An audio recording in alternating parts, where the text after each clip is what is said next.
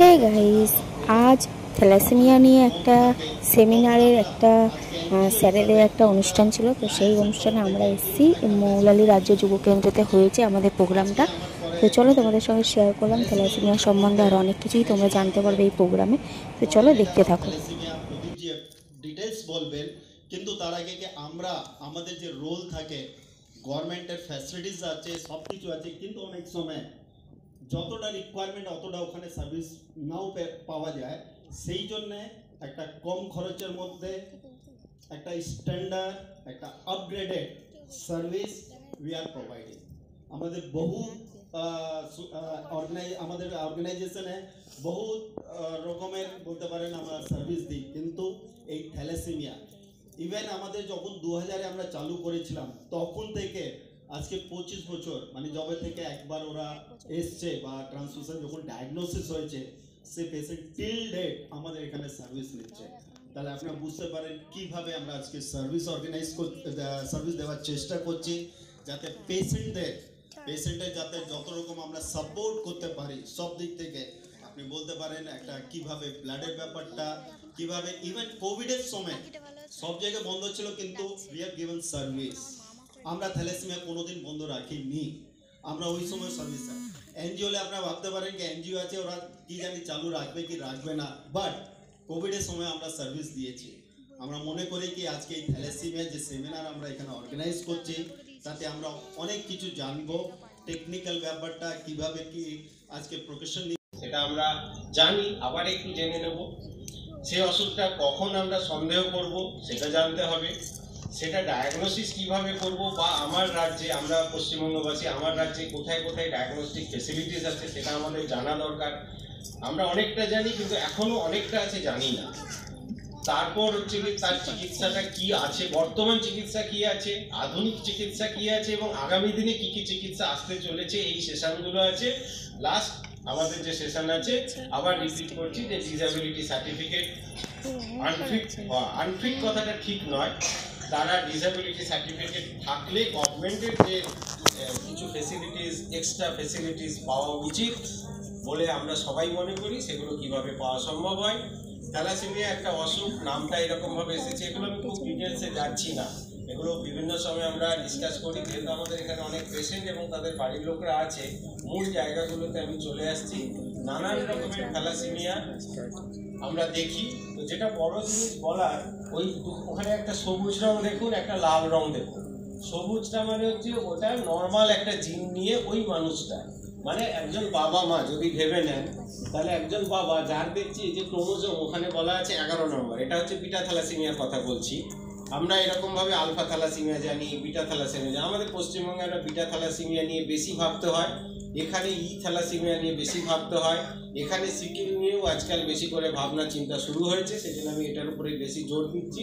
Alpha নিয়ে অতটা আলোচনা যাচ্ছি না, সময় কম আছে। যেটা বলতে চাইছি যে একটা সবুজ আর লাল, ওই লালটাকে ভাবুন যে তার জিনটা খারাপ, অর্থাৎ ওই মা ওই বাবা তার শরীরে ওই জিনটা ডিফেক্ট আছে, ওই পার্টিকুলার জায়গাতে গন্ডগোল, যে অ্যাফেক্টেড জিন বলে লেখা আছে যেটা একদম ডান দিকে, ওইটা যদি গন্ডগোল থাকে, এবার ভাবুন তার ছেলে মেয়ে যারা একটা মাসে দুটো, ইউজুয়ালি এগুলো ট্রান্সমিশন ডিপেন্ডেন্ট থ্যালাসেমিয়ার গ্রুপের মধ্যে চলে যায়। আর কারো অকেশনালি লাগে, সেই অকেশনালি লাগাদের মধ্যে সাধারণভাবে আমরা দেখি বিটা থ্যালাসেমিয়াটা, যেটা আমাদের পশ্চিমবঙ্গে কিন্তু এদের সংখ্যা অনেক। আমরা একটা সময় শুধু বিটা থ্যালাসেমিয়া সিভিয়ার নিয়েই ভাবতাম, বাকিটা ভাবতাম না। বিটা থ্যালাসেমিয়ার সংখ্যাটা কিন্তু আমাদের রাজ্যে প্রচুর। এবং এখানে মজার কথা বলি যে আমাদের পশ্চিমবঙ্গ যদি দুটো অংশ ভাবি, একটা উত্তরবঙ্গ ওই দিকের যে জেলাগুলো, আর দক্ষিণবঙ্গে বিটা থ্যালাসেমিয়া অনেক বেশি, এবং উত্তরবঙ্গে থ্যালাসেমিয়া অনেক বেশি। এবং সব মিলে এখন উত্তরবঙ্গ দক্ষিণবঙ্গ আলাদা আলাদা থাকবে, তাদের মধ্যে বিয়ে শাদী হবে না, মিক্সিং হবে না, এটা তো কখনো প্র্যাকটিক্যাল ইস্যু নয়। সুতরাং ওভারঅল আমরা পশ্চিমবঙ্গে কিন্তু বিটা থ্যালাসেমিয়ার সংখ্যাও প্রচুর পাই। এপিডেমিওলজি, বিটা থ্যালাসেমিয়া, এগুলো আমরা জানি সারা পৃথিবীতে কি আছে। আমি একেবারেই সময় বাঁচানোর জন্য এই ছবিটা দেখুন, ছবিটা দেখলে বুঝতে পারবেন এখানে কি ধরনের থ্যালাসেমিয়া। দেখুন সবুজটা থ্যালাসেমিয়া, সারা পৃথিবীর এই অংশটাতে সবচেয়ে বেশি এই ধরনের থ্যালাসেমিয়া। সিকিল বলে যে অসুখটা আমরা এখন কাজ করছি, ওই এনএইচএম বা এইচসিপির আন্ডারে আমরা কাজ করছি। সিকিলের ওপরে ভীষণভাবে জোর দেওয়া হয়েছে গত বছর থেকে, এবং আগামী 2-3 বছর সিকিল আমরা খুঁজে বেড়াচ্ছি, খুঁজে ডায়াগনোসিস করছি, নতুন করে চেষ্টা করছি।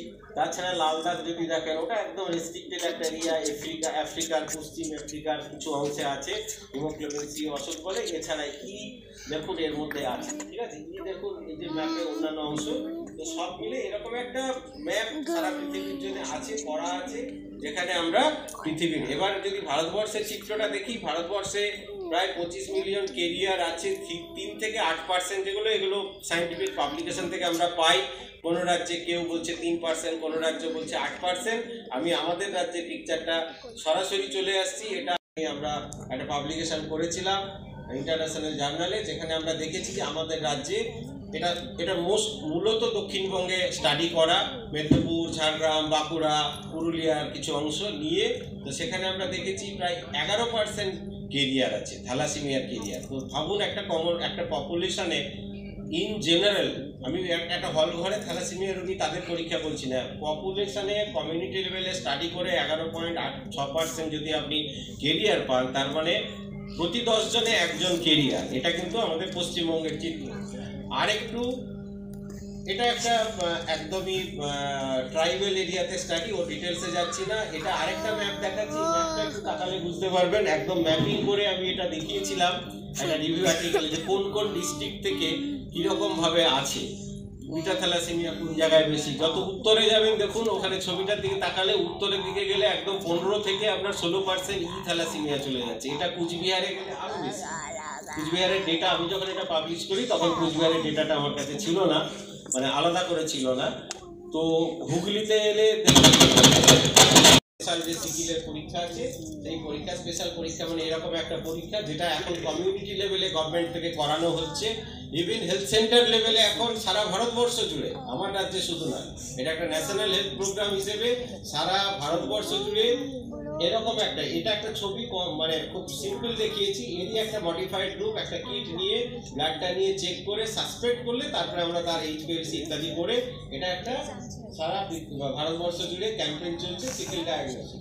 তাহলে পুরো ব্যাপারটা ডায়াগনোসিসটা হলে যখন আমরা ওরকম রুগী দেখবো, ভাববো ব্লাড দেওয়ার প্রয়োজন হচ্ছে, তখন তার আমরা রক্তটা থ্যালাসেমিয়া সাসপেক্ট করবো ডাক্তারবাবুরা, এবং তার ভিত্তিতে আমরা ওই নির্দিষ্ট পরীক্ষাগুলো করে তার কিছু কিছু ক্ষেত্রে দেখা যায় যে অনেক সময় এত সিভিয়ার অ্যানিমিয়া যে ব্লাড পেয়ে গেল, তখন আমরা HbA1c করে ডায়াগনোসিস করতে পারছি না, অথচ আবার 2 সপ্তাহ বাদে তার ব্লাড দেওয়ার প্রয়োজন হয়ে যাচ্ছে। বলা আছে একটা ব্লাড পেয়ে গেলে 4 থেকে 6 সপ্তাহ বাদে HbA1c করা উচিত।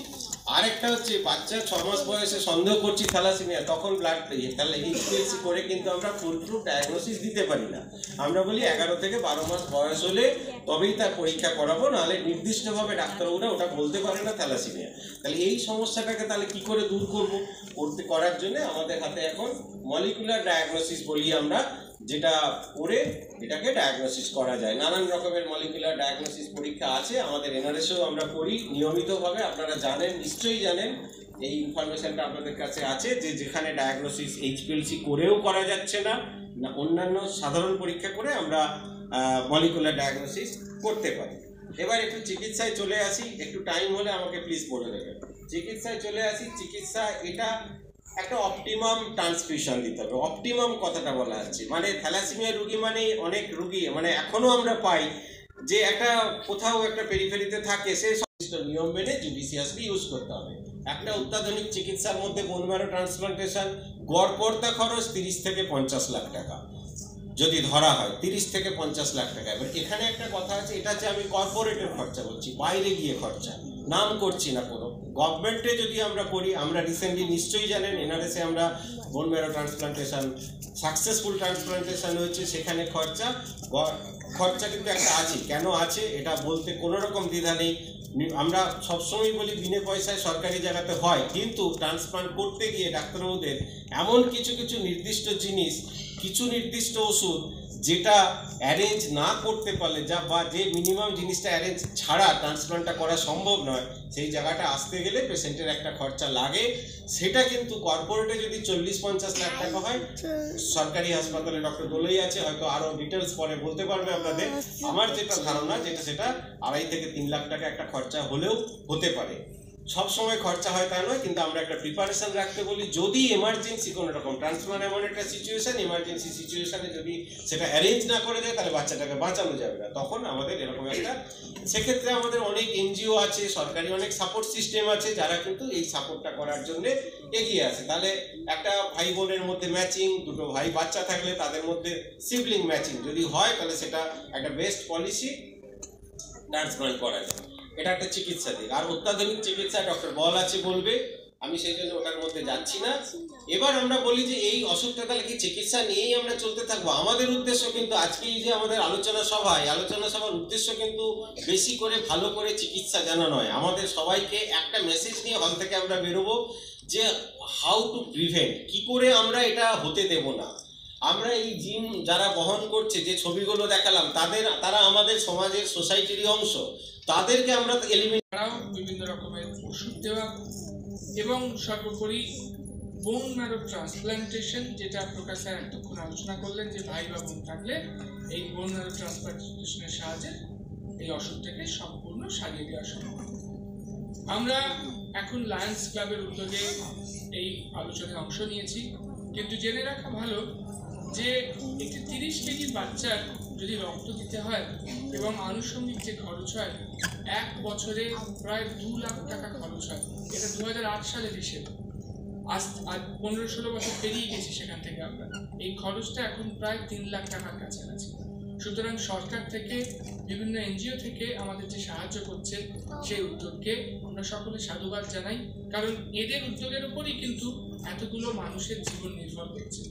2 লাখ 3 লাখ টাকা খরচ করা একজন মধ্যবিত্ত মানুষের পক্ষে বছরে খুব সহজ কথা নয়। রক্ত যে আমরা দিই, রক্ত কিভাবে কাজ করে? রক্ত আমাদের বিভিন্ন শরীরে অক্সিজেন নিয়ে যায়। রক্ত মানে এখানে আমরা মূলত রেড ব্লাড সেল দিই। আমরা তো এখন হোল ব্লাড দিই না, আমরা প্যাকড রেড সেল দিই। পিআরবিসি বলা হয়, প্যাকড রেড সেল। সেই রেড সেলের কাজ হচ্ছে বিভিন্ন শরীরে বিভিন্ন অঙ্গ প্রত্যঙ্গে অক্সিজেন সরবরাহ। অক্সিজেন গেলে বিভিন্ন জায়গায় হাইপক্সিয়া কমে এবং শরীরের বিভিন্ন বেড়ে যায়। এতদিন বাদে মনে পড়ছে, আগে তো কিন্তু রক্ত দেওয়ার সঙ্গে সঙ্গে রক্ত শরীরে আরো একটি জিনিস দেয়, সেটি হচ্ছে আয়রন। রক্ত দিলে শরীরে আয়রনও জমে। অবশ্য আয়রন জমার আরো অনেক কারণ আছে, যেগুলো আমরা পরবর্তী আলোচনা করব, কিন্তু একটা প্রধান কারণ হচ্ছে রক্ত দেওয়া। একটা পেশেন্ট যে ট্রান্সফিউশন ডিপেন্ডেন্ট, মানে যার রক্ত ছাড়া জীবন চলবে না, তাকে আমরা কখন রক্ত দেব? পেশেন্ট নেই এবং অন্তত 2 বার দেখতে হবে, তখন আমরা রক্ত দেব। এছাড়া যদি কোনো বাচ্চা ঠিক মতো বাড়ছে না, মুখটা একটু অন্যরকম দেখতে হয়ে যাচ্ছে, এই জন্য আমরা বলি যে প্রত্যেক একটা সময়, নির্দিষ্ট সময় ছবি তুলতে, এবং আমরা সেই ছবিগুলো দেখি যে যারা রুগী তাদের পক্ষে বোঝা সম্ভব নয় যে অন্য রকমের স্কেলিটাল চেঞ্জ বা মুখটা অন্যরকম হয়ে যাচ্ছে কিনা, হাড়গুলো দুর্বল হয়ে ভেঙে যাচ্ছে কিনা, এবং খুব অনেক ক্ষেত্রে পিঠের হাড় বা স্প্লিন প্রচণ্ড বেড়ে যায় রক্ত কম দেওয়ার জন্য। এই সমস্ত ক্ষেত্রে আমরা রক্ত দেব। আগে বিভিন্ন রকমের রেজিমেন্ট ফলো করা হতো, যে রক্তটা আমরা কতটা রাখবো। একটা পেশেন্ট ভর্তি হবে থ্যালাসেমিয়া, কত রক্ত নিয়ে সে বাড়ি যাবে, বিভিন্ন রকমের রেজিমেন্ট আগে ছিল। কিন্তু এখন আমরা সকলে এই রেজিমেন্টটা ফলো করি, মানে হিমোগ্লোবিন মোটামুটি ভাবে 9 থেকে 10-এর মধ্যে রাখবো আমরা, যে সময় রক্ত দেওয়া হবে না, প্রি ট্রান্সফিউশন। এবং সব থেকে আবশ্যক হচ্ছে বাচ্চার গ্রোথ, হাইট, ওয়েট ঠিক মতো ভাবে বাড়বে। এবং তাকে দেখে আপনাদের মধ্যে অনেক থ্যালাসেমিয়া আছেন এখানে, যারা দেখবেন যাদের রেগুলার রক্তদান যাদের বাবা মা নিয়ে আসেন তাদের দেখে থ্যালাসেমিয়া মনে হয় না, তাদের 5টা বাচ্চার মতোই মনে হয়। আর অনেকে রক্ত কমে গেলে 3-4 হিমোগ্লোবিন তখন তাদের পেটটা একটু বড় হয়ে যায়, হয়ে যায়, তাদের দেখলেই মনে হয় থ্যালাসেমিয়া আছে। এই জিনিসটা হতে দেওয়া যাবে না। একটা থ্যালাসেমিয়া বাচ্চা যখন হয়েই গেছে তখন আমাদের কর্তব্য হচ্ছে তাকে রক্ত দিয়ে তাকে নর্মাল ডেভেলপমেন্ট হাই ওয়েট সব এবার এখন যে আমরা বললাম নন ট্রান্সফিউশন ডিপেন্ডেন্ট, মানে যাদের রক্ত দিতে হয় না, সেই ক্ষেত্রে আমরা কত রাখবো? সেই ক্ষেত্রে আমরা চলতি ভাষায় বলি ফেনোটাইপ ম্যাচড ব্লাড দেওয়া, মানে মাইনর গ্রুপের এগেইনস্টে ম্যাচ করে ব্লাড দেওয়া। যদি কোনো কমপ্লিকেশনস হয় স্যাম্পল কালেক্ট করে ঠিকমতো ভাবে দেখা যে কি অ্যান্টিবডি হচ্ছে এবং অবশ্যই কম্প্যাটিবিলিটি টেস্ট করা।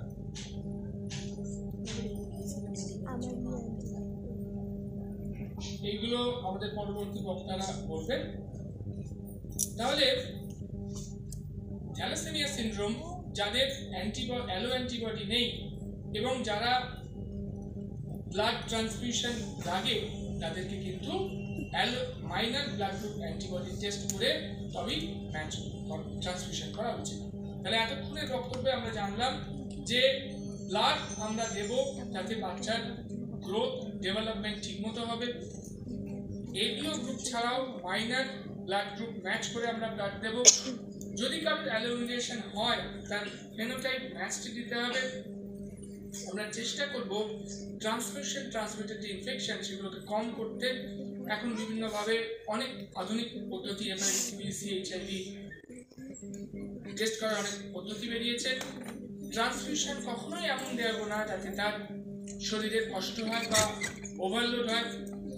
যদি কারোর খুব বেশি জ্বর আসে রক্ত নিয়ে তার আইডিয়ালি ফিল্টার ইউজ করে লিউকোরিডিউস ব্লাড দেওয়া উচিত। এখন অনেক নতুন নতুন ওষুধ এসছে, এগুলোর ব্যাপারে আমাদের পরবর্তী বক্তারা আলোকপাত করবেন।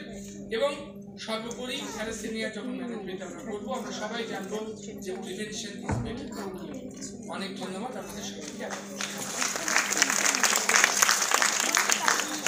Thank you very much sir. Thalassaemia কিভাবে ট্রান্সফিউশনের দরকার নেই, কবে ঠিক হবে সেই জন্য বাবা মার থেকে রক্ত দেওয়া হয় না, এটা প্রথম কথা। দ্বিতীয় কথা, তো আমরা এবি পজিটিভ যার সমস্ত বাবা মা তাদের মানে যে সমস্ত বাচ্চা তাদের এ পজিটিভ আর বি পজিটিভ ব্লাড দেওয়া যায়, এটা তো আমরা অঞ্চল থেকেই শুনে আসছি। এবি পজিটিভ যারা তাদের রক্তে কি আছে, এ বি আরবিসি বলতে অ্যান্টিজেন আছে, ঠিক আছে, আর অ্যান্টিবডি কিছু নেই। সুতরাং তাদের এ বা বি যে কোনো রক্তই দেওয়া যায়। এটা স্বাস্থ্য ভবন থেকে যে নির্দেশিকা দিয়েছে সেটা অত্যন্ত সঠিক, সেটা মেনে চলাই সকলের কাম্য।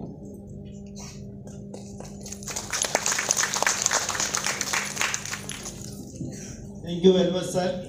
এরপরে আমরা ডেকে নিতে চাইব novel agents for the treatment of thalassemia doctor Subranil Bal. একবার জোরদার হাততালি ডক্টর সুব্রানীল বলের জন্য।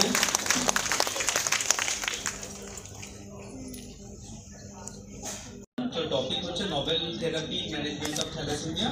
তো এই টপিক যেটা আছে সেটা একটু মানে বলতে গেলে এর সব কিছু তো এখন সম্ভব হয় না আমাদের করা, কিন্তু কিছু কিছু ওষুধের নাম বলে দেবো বা কিছু কিছু চেঞ্জ অফ থেরাপি যেটা আগামী 5 বছর বা 10 বছর বা ইন ফিউচার আমরা ইউজ করতে পারবো regarding treatment of thalassaemia. Thalassaemia মানে আমরা আজকে ডিসকাস করবো বিটা থ্যালাসেমিয়া পেশেন্ট যাদের কি প্রতি মাসে বা কখনো কখনো রক্ত দিতে হয় ফর সার্ভাইভাল অ্যান্ড লাইফ। তো এগুলো তো অলরেডি আলোচনা হয়ে গেছে যে থ্যালাসেমিয়া কি জিনিস, কার নন ট্রান্সমিশন ডিপেন্ডেন্ট। আমার আগের যারা স্পিকার ছিলেন তারা খুব ভালো করে বুঝিয়েছেন। আবার কেন থ্যালাসেমিয়া যে মলিকুলার এন্ড সেলুলার প্যাথোলজি এটা বোধহয় কেউ বলেনি, এটা একটু বলে দিই। বিকজ এখানে যেটা হয় আমরা সবাই জানি যে বিটা থ্যালাসেমিয়ার বিটা গ্লোবিন জিনটা কম তৈরি হয়, আলফা গ্লোবিন চেন যেটা আছে, কারণ হিমোগ্লোবিন দুটো চেনে হয়, আলফা দুটো বিটা দুটো, total alpha two beta two বলে। এখানে বিটা চেন তৈরি হয় না, তো আলফা বেশি প্রডিউস হয়, তার জন্য পুরো জিনিসটা যেটা হয় যে ইনএফেক্টিভ এরিথ্রোপয়েসিস যেটা ইম্পর্টেন্ট হয় যে রক্তে থ্যালাসেমিয়া পেশেন্টের রক্ত কেন কম থাকে, যদি বলা হয় কেন কম থাকে, তার 3টে মেজর কারণ হয়। যে রক্তটা আপনাদের যে আরবিসিগুলো হয়, সেই আরবিসিগুলো ডিফেক্টিভ, তার মধ্যে আলফা চেন বেশি থাকে, তারা ম্যারোতেও ডিস্ট্রয় হয় এবং ম্যারো থেকে বেরিয়েও সেই আরবিসিগুলো ডিস্ট্রয় হয়, সেজন্য একটা হেমোলাইসিস কম্পোনেন্ট থাকে। আর সেকেন্ড হয় রক্তটা যেটা তৈরি হয় সেটা সাধারণ মানুষ যেন আমাদের রক্ত তৈরি হচ্ছে, থ্যালাসেমিয়া পেশেন্টের অত রক্ত তৈরি হয় না, তাই জন্য সেটাকে বলে ইনএফেক্টিভ এরিথ্রোপয়েসিস। মানে একটা মনে করুন ফ্যাক্টরিতে সব লেবাররা কাজ করছে, তার মানে লেবারের মধ্যে দেখবেন 50% লেবার কাজ করছে না, 50% লেবার যা তা করে একটা হিমোগ্লোবিন করছে, সেটা 6, 5 এই দুটো হচ্ছে মেইন কারণ। আর তার জন্য কি হয়, অ্যানিমিয়া হয়। আর সেটা একদম জন্মের পরে 1 বছরের মধ্যে 6 মাসের মধ্যে দেখা যেতে পারে, বা 1 বছর পরেও আসতে পারে, বা পরে 5-6 বছর পরেও দেখা যেতে পারে। আচ্ছা, এইটা তো হলো আপনার ট্রান্সফিউশন ডিপেন্ডেন্ট, যেটা আমি বলছিলাম যে অ্যানিমিয়ার কারণ কি আর তার জন্য কি করতে হয় নিয়মিত, যেটা এখন চিকিৎসা আমরা কি দিই সবাইকে। মার্চ আমার লাস্ট ব্লাড ট্রান্সফিউশন হয়েছে, তারপর থেকে এখনো একবার আর ব্লাড লাগেনি, কিন্তু আমার আয়রন এখনো কমছে না। এখন আমার আয়রন রিপোর্ট হচ্ছে 1771। তোমার স্প্লিন অপারেশন হয়েছে তাই তো? আচ্ছা, বাট আমার 1500 পাওয়ারে আমি ওষুধও খাচ্ছি রেফারি। কত খাচ্ছ? 1500 পাওয়ারে। 1500 খাচ্ছ তাই তো? তুমি খেতে থাকো, কমে যাবে, তুমি একটু ওয়েট করো। কন্টিনিউ চলছে কিন্তু কমছে। কতদিন হলো? সে অনেক দিন, 2-3 রোজ খাও? হ্যাঁ, রোজ খাই। আচ্ছা, কমে যাবে কিন্তু যদি তোমার ব্লাড রিকোয়ারমেন্ট কম আছে আস্তে আস্তে কমে যাবে। কিন্তু যেটা হয় যে আমি দেখেছি যে ইভেন ব্লাড না লাগলেও ইবিটা থ্যালাসেমিয়াতে আয়রন অ্যাবজর্পশন বেশি হয়, ঠিক আছে? মানে আমাদের এমন মেকানিজম থাকে যেটা কি তোমার শরীরে আয়রন কিন্তু বেশি, এগুলো দেখো, এগুলো নিয়ে জন্মেছো। বডি মনে রাখবে যখন দেখবে রক্ত তৈরি হচ্ছে না, একটা জিনিসই খোঁজে, কি বলো তো, আয়রন খোঁজে। তো দেখবে আয়রন অ্যাবজর্পশন বেশি হবে তোমার। তো এই আয়রন অ্যাবজর্পশন বেশি হলেও যদি চিলেশন অ্যাডিকুয়েট থাকে তোমার ফেরিটি নেমে আসবে। তুমি ওয়েট করো, ঠিক আছে? আর যেখান থেকে টেস্ট করছো ওখান থেকে করলেও 3 মাসে টেস্ট করবে, ঠিক আছে? ওকে, কমে যাবে। প্রতি মাসে করতে হয় না, 3 মাসে একবার করবে, দেখবে রেজাল্ট পেয়ে যাবে। ওকে। আর আরেকটা কথা বলি, সর্দি কাশি জ্বর কিছু থাকলে ফেরিটিন টেস্ট করবে না। ফেরিটিন টেস্ট করার সময় শরীর জন্য সুস্থ থাকে, কারণ শরীর খারাপ থাকলে তুমি ফেরিটিন টেস্ট করলে বেশি দেখায়। Thank you sir. এরপরে ইউটিউবে ছাড়বি না?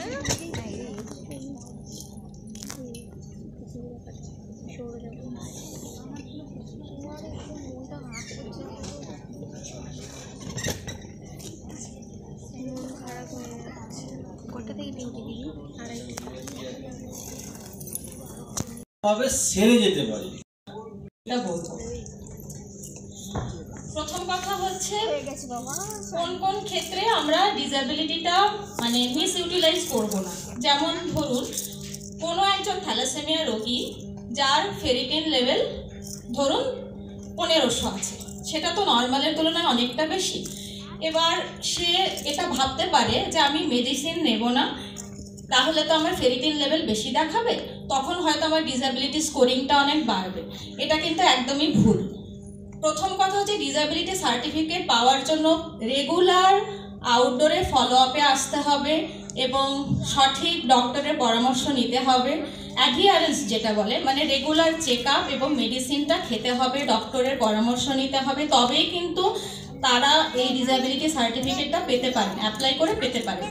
সেজন্য মেডিসিন না নিয়ে আমি আমার ডিসএবিলিটি স্কোরটা বাড়াবো, সেটা ভাবনাটা ভুল। সেকেন্ড পয়েন্ট হচ্ছে কারো ধরুন স্প্লেনেক্টমি হয়েছে, মানে স্প্লিন কেটে বাদ দেওয়া হয়েছে, সে ভাবতে পারে আমার স্প্লিনটা কেটে বাদ দেওয়া হয়েছে, তাহলে তো আমি কাজ করতে আরও অক্ষম হয়ে যাব, এটাকে আমি ডিসএবিলিটি স্কোরটা বাড়ানো হিসেবে কাজে লাগাতে পারি। এটাও ভুল। কেন কি স্প্লেনেক্টমি করা হয় যাতে মানুষের মানে থ্যালাসেমিয়া আক্রান্ত মানুষের ব্লাডটা কম লাগে, মানে তার ভালোর জন্য এটা করা হচ্ছে। এটা কিন্তু ডিসএবিলিটি স্কোরিংয়ে বাড়ানোর কোনো প্রশ্নই ওঠে না। এই ভ্রান্ত ধারণাগুলো মাথা থেকে সবার আগে বার করতে হবে। দ্বিতীয় কথা, আমি মেডিসিন নিলাম না, আমার কার্ডিওলজিক্যাল প্রবলেম হতে পারে। কেন কি বারবার রক্ত নিতে নিতে মানে হার্টে আয়রন জমতে পারে বা লিভারে আয়রন জমতে পারে, সেটাকে আমি মিস ইউটিলাইজ করবো না, মানে সেটা করলে কিন্তু হবে না। মানে আমরা সেই ক্ষেত্রে ডিসএবিলিটি সার্টিফিকেটটা তাকে দেব যে প্রপার ট্রিটমেন্ট পাচ্ছে, প্রপার আয়রন চিলেশন পাচ্ছে, যেমন ডেফেরাসিরক্স বা ডেফেডিঅক্সামিন যেটা যেই পাক না দিচ্ছেন, সেগুলো করার পরেও আমরা যে স্কোরটা করব তার বিভিন্ন শারীরিক সমস্যা অনুযায়ী, সেই অনুযায়ী কিন্তু তার ডিসএবিলিটি সার্টিফিকেটটা দেওয়া হবে। এবারে প্রথম কথা বলি, 2 রকমের থ্যালাসেমিয়া, যেটা নিয়ে আমি কথা বলবো, এর আগেও বলা হয়েছে, সেটা হচ্ছে ট্রান্সফিউশন ডিপেন্ডেন্ট থ্যালাসেমিয়া, মানে যার রেগুলার দৈনন্দিন কাজকর্মের জন্য মাসে একটা বা দুটো ব্লাড লাগছে বা 2 মাসে একটা ব্লাড লাগছে, মানে রেগুলার ব্লাড ট্রান্সফিউশন লাগছে তার নর্মাল জীবন চালানোর জন্য, তাকে বলা হয় ট্রান্সফিউশন ডিপেন্ডেন্ট থ্যালাসেমিয়া। এই সব ক্ষেত্রে প্রথমেই ডিসএবিলিটি সার্টিফিকেটের স্কোরিংটা হয়, বেসলাইন হচ্ছে 40%। তারপর তার যা অন্য আনুষঙ্গিক সমস্যাগুলো দেখা দেবে সেই অনুযায়ী স্কোরিং হবে এবং সেই স্কোরগুলো ওই 40%-এর সঙ্গে অ্যাড হবে, সেগুলো আমি পরে বলছি। আর নন ট্রান্সফিউশন ডিপেন্ডেন্ট থ্যালাসেমিয়া যাদের হচ্ছে রেগুলার ব্লাড লাগে না, এবং যাদের হয়তো কখনো ব্লাড লাগে যখন ধরুন কোনো মহিলা যিনি থ্যালাসেমিয়া রোগে আক্রান্ত, তার ধরুন প্রেগনেন্সির সময় ব্লাড লাগছে, বা তার কখনো জ্বর ইনফেকশন হচ্ছে, বা অন্য ছেলে যে থ্যালাসেমিয়া রোগে আক্রান্ত তার কোনো, কেন অনেক সময় ডাক্তারবাবুর কাছে এসে তো পৌঁছতে পারে না, অনেক সময় এই যে এখানে বসেছিল না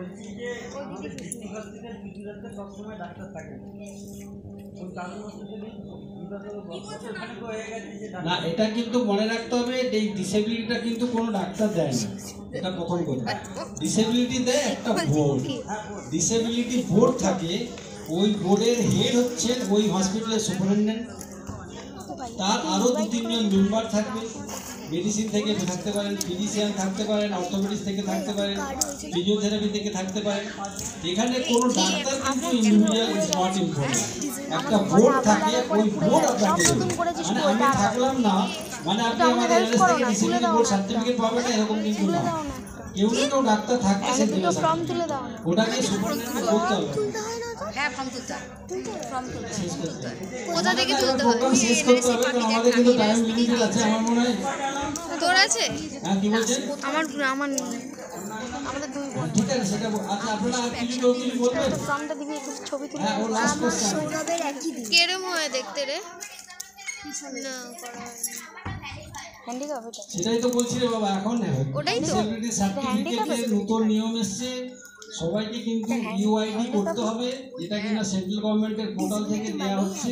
আমি সেটাই বলছিলাম, করে তোমাকে সার্টিফিকেটটা নিতে হবে। তেলিয়ে বুঝি ইউআইডি তোমার যদি থাকে গোটা ইন্ডিয়াতে কিন্তু ইট ইজ ভ্যালিড, ঠিক আছে? নতুন এখন নিয়ম এসে গেছে, এখন অনলাইনে হচ্ছে। ট্রেনে ফেনে এটা দেখালে হয়? আমার মনে হয় আমরা এখানে শেষ করছি। আমাদের যারা যারা স্পিকার ছিলেন, শুক্লা ম্যাডাম ছিলেন, এবং সবাইকে অসংখ্য ধন্যবাদ। Thank you sir. আজকে বুঝতে পারছেন টাইমের ব্যাপারে লাস্ট আমরা আমাদের প্রদীপ কি বলবেন, আমরা কিভাবে থ্যালাসেমিয়া পেশেন্টের সাথে আমরা লায়ন্স ক্লাব জানাতে পারি, সেটার জন্য আমি রিকোয়েস্ট করব প্রদীপ জি নেয়ারকে। এবং যাদের এখনো অবধি সার্টিফিকেটটা নেই তারা সবাই প্রপার অ্যাডমিনিস্ট্রেশনে গিয়ে অ্যাপ্লাই করবেন এবং সেই সার্টিফিকেটটা নেবেন এবং সেটার যথাযোগ্য ব্যবহার করবেন নিজের লাইফের জন্য। এটুকু বলেই আমি আজকের বক্তব্য শেষ করছি। ধন্যবাদ। করে দিয়েছে যাতে কিনা আপনি বাড়ির কাছে কিন্তু এই ডিসেবিলিটি সার্টিফিকেটটা কিন্তু পেতে পারেন, ঠিক আছে? এবার তোমাদের কোশ্চেন আছে, ম্যাডামকে আগে ফেলিসিটেটটা করি, তারপর কোশ্চেন দিয়ে শুরু করছি।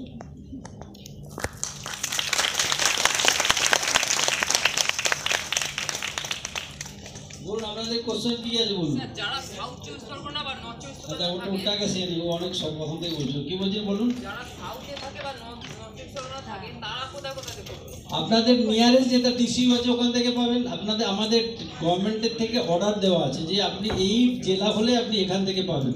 তো নিয়ারেস্ট তোমার যদি ধরো ওখান থেকে তুমি ডায়মন্ড হারবার থেকে পেতে পারো, তুমি অনেক সময় ডিস্ট্রিক্ট হসপিটাল ভাঙড় থেকে পেতে পারো, এটা জানতে হবে, বুঝতে পারছো? অর্ডার আমাদের সব জায়গায় দেওয়া আছে।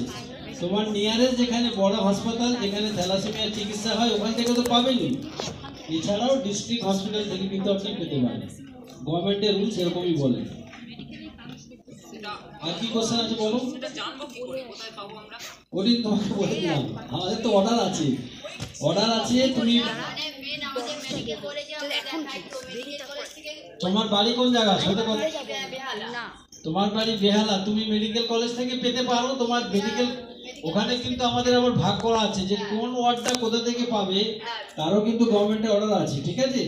আমার মনে হয় সেই, কেন অনেক সময় ডাক্তারবাবুর কাছে এসে তো পৌঁছতে পারে না, অনেক সময় এই যে এখানে বসেছিল না ওইদিকে সবসময় ডাক্তার থাকে না, এটা কিন্তু মনে রাখতে হবে এই ডিসেবিলিটিটা কিন্তু কোনো ডাক্তার দেয় না, এটা প্রথম কথা। ডিসেবিলিটি দেয় একটা বোর্ড, ডিসেবিলিটি বোর্ড থাকে, ওই বোর্ডের হেড হচ্ছেন ওই হসপিটালের সুপারিনটেন্ডেন্ট, তার আরও 2-3 জন মেম্বার থাকবে। মেডিসিন থেকে থাকতে পারেন, ফিজিশিয়ান থাকতে পারেন, অর্থোপেডিক্স থেকে থাকতে পারেন, ফিজিওথেরাপি থেকে থাকতে পারেন। এখানে কোনো ডাক্তার কিন্তু ইন্ডিভিজুয়াল ইজ নট ইম্পর্টেন্ট, একটা বোর্ড থাকে, ওই বোর্ড আপনাকে মানে আমি থাকলাম না মানে আপনি আমাদের এলএস থেকে ডিসিপ্লিন বোর্ড সার্টিফিকেট পাবেন না এরকম কিন্তু না। কেউ না কেউ ডাক্তার থাকবে, সে দেবে, ওটাকে সুপারিনটেন্ডেন্ট করতে হবে।